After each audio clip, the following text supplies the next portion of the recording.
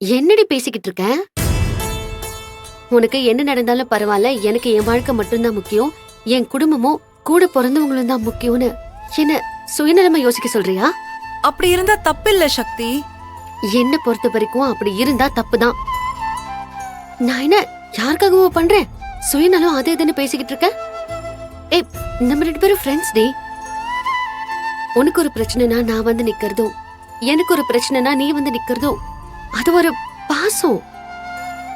அதுல நமக்குள்ள இருக்கிற நட்பு தானே தவிர இதுல எந்த வகையிலயும் சுயநலம்னு ஒண்ணு இருக்கிறதா நான் யோசிக்கவே இல்லடி. நான் உன் ஃப்ரெண்டுங்கிறதுனால நான் உன்னோட குடும்பத்தையும் என்னோட குடும்பமா தான் பாக்குறேன். என் குடும்பத்தை பத்தி யோசிக்க சொன்னல, அப்போ இதுவும் என்னோட குடும்பங்கிற பட்சத்துல அப்போ நான் யோசிக்கிறது சரிதானே? புரியுது, அதத்தான் நானும் சொல்றேன். என்ன பத்தியும் என் குடும்பத்தை பத்தியும் யோசிக்கிற மாதிரி தான் நானும் உன்னை பத்தியும் என்னோட குடும்பமா நினைக்கிற உன்னோட குடும்பத்தை பத்தி தான் யோசிச்சுட்டு இருக்கேன்.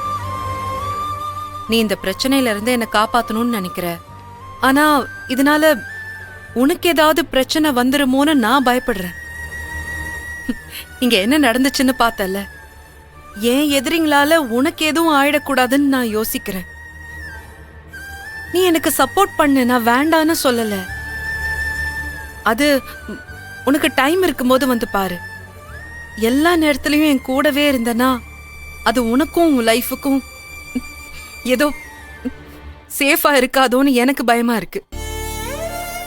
சக்தி, உனக்கு இன்னும் கல்யாணம் ஆகல. நீ என் கூடவே எப்பவும் இருக்கிறதுனால என் மேல விழுந்த பழி உன் மேல விழ ரொம்ப நேரம் ஆகாது. சொன்னா புரிஞ்சுக்கோ. என்கிட்ட இருந்து நீ கொஞ்சம் டிஸ்டன்ஸ் மெயின்டைன் பண்றது உனக்கு நல்லதுன்னு நான் நினைக்கிறேன். ஏய், நீ என்ன வேணாலும் நினைச்சிட்டு போ. ஆனா நீ என்ன சொன்னாலும் நான் உன்னை விட்டு எங்கேயும் போறதா இல்ல. அது என்ன ஆனாலும் சரி, எவ்வளவு பெரிய பிரச்சனை வந்தாலும் சரி, நான் உன் கூட தாண்டி இருப்பேன். ஏய், அதனால எனக்கு எந்த பிரச்சனை வந்தாலும் சரி, எனக்கு கெட்ட பேர் கூட வந்தாலும் சரி, நான் பாத்துக்கிறேன். கேளு சக்தி. இந்த விஷயத்துல உன் பேச்ச நான் கேட்க மாட்டேன் கயல். ஏய், எப்படி என்னால உன்னை விட்டுட்டு போக முடியும்? காலையில உன்னை வேலையை விட்டு தூக்குறாங்க, வீட்டுக்கு வந்து பார்த்தா ரவுடிங்க பிரச்சனை பண்றாங்க, உன்னை கீழே தள்ளி விட்டு கைய பாரு, உனக்கு அடிபட்டு இருக்கு. ஒரே நாள்ல இவ்ளோ பிரச்சனை ஆயிருக்கு. இது எல்லாத்தையும் பாத்துக்கிட்டு நான் பாட்டுக்கு என் வேலையை பாத்துக்கிட்டு போகணும்ல? எப்படி முடியுங்கிற? என்னால அப்படி போக முடியாது. ஏய், நான் என்ன சொல்ல வரேன்னு உனக்கு புரியுதா? நீ என்ன சொல்ல வரேன்னு எனக்கு நல்லாவே புரியுது. உன் கூட சேர்ந்தா எனக்கு கெட்ட பேர் வரும், அதனால என் லைஃப் பாதிக்கும், அதானே சொல்ல வர? கெட்ட பேர் வந்தா வந்துட்டு போகுதுரி, போகட்டும். அதனால என் லைஃப் பாதிச்சா பாதிச்சுட்டு போட்டோம். யாரோ ரோட்ல போறவங்க என்ன நல்லவன்னு சொல்லிட்டு போற வார்த்தைக்காக உன்னை தவியா தவிக்க விட்டுட்டு பாதியில என்னால போக முடியாதுடி. சக்தி, நான் உனக்காக மட்டும் சொல்லல, உன்னோட ஃபேமிலிய பத்தியும் நீ கொஞ்சம் யோசிச்சு பாரு. உன் மேல கெட்ட பேர் விழுந்தா அது அவங்களால தாங்கிக்க முடியுமா? உனக்கு அப்புறம் 2 தங்கச்சிங்க வேற இருக்காங்க, அவங்கள பத்தியும் நீ யோசிக்கணும்ல. அதெல்லாம் நான் பல தடவை யோசிச்சிட்டேன் கயல்.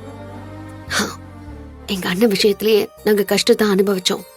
அதுக்கு மேல எந்த விஷயமும் எங்களை பெருசா பாதிக்க போறதில்ல. எங்களை மாதிரி நீயும் உன்னோட குடும்பமும் பாதிக்கப்படக்கூடாதுன்னு தான் நான் உன்னையே சுத்தி சுத்தி வரேன். எங்க அண்ணனை தப்பானவன்னு சொன்னாங்க, அவன் உயிர் போனதுக்கு அப்புறம் அவனை நல்லவன்னு சொன்னாங்க.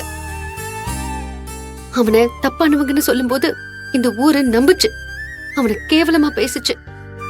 அதுக்கப்புறம் அவனை நல்லவன்னு நிரூபிச்சதுக்கு அப்புறம் இந்த ஊரு ஐயோ பாவம், ஒரு அப்பாவை இப்படி இறந்து போயிட்டானேன்னு ரொம்ப கேஷுவலா சொல்லிட்டு எல்லாரும் அவங்கவங்க வேலைய பார்க்க போயிட்டாங்க.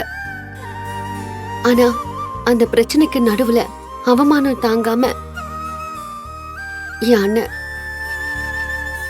எங்களை விட்டுட்டு போயிட்டான். எங்க அண்ணனை பத்தி கமெண்ட் பண்ணுவங்கெல்லாம் சும்மா ஸ்க்ரோல் மட்டும் பண்ணிட்டு போயிட்டே இருந்துட்டாங்க.